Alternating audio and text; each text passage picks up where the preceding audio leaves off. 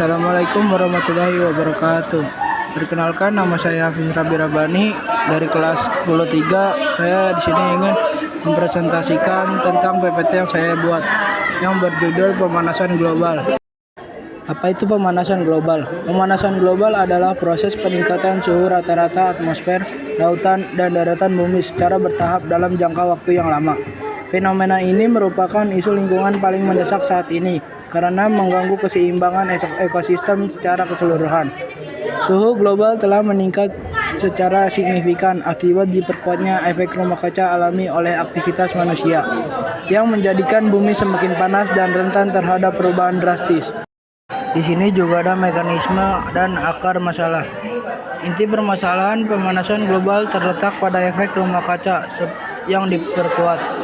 Gas-gas rumah kaca seperti karbon dioksida dan metana yang terakumulasi di atmosfer bertindak seperti selimut, memerangkap radiasi panas inframerah yang seharusnya dipantulkan kembali keluar angkasa.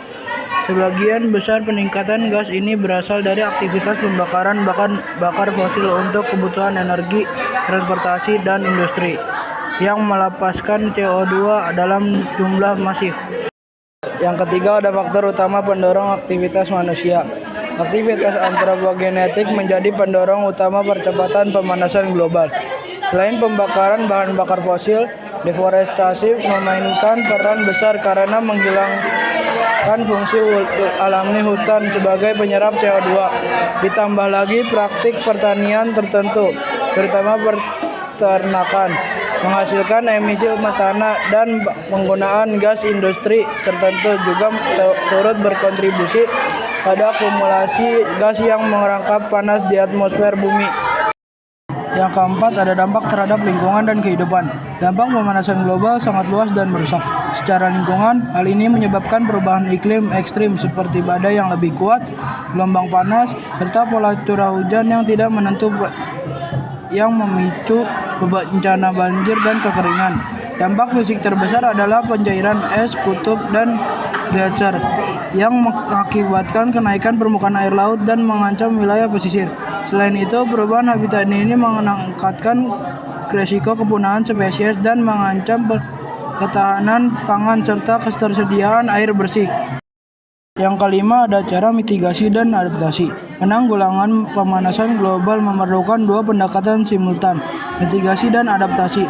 Mitigasi berfokus pada upaya mengurangi penyebabnya, yaitu dengan beralih ke energi terbarukan, meningkatkan efisiensi energi, dan melakukan reboisasi untuk menyerap CO2. Sementara itu, adaptasi berfokus pada penyesuaian diri terhadap dampak yang sudah terjadi, seperti membangun infrastruktur tanah iklim dan mengembangkan varietas pertanian yang lebih tangguh terhadap suhu ekstrim. Di sini juga ada kesimpulan dari saya. Sebagai kesimpulan, pemanasan global adalah ancaman nyata yang disebabkan oleh jejak karbon aktivitas manusia.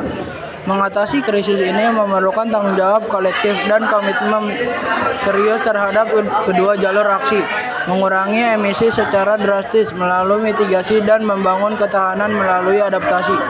Hanya dengan tindakan cepat dan terkoordinasi, kita dapat berharap untuk membatasi kenaikan suhu dan menjaga kelayakan bumi bagi generasi mendatang. Di sini saya juga ada penutup dan ajakan. Pemanasan global adalah tanggung jawab bersama. Tindakan kecil, dampak besar, mulai dari diri sendiri. Kutipan inspiratif. Bumi bukan warisan nenek moyang kita, tetapi pinjaman dari anak cucu kita.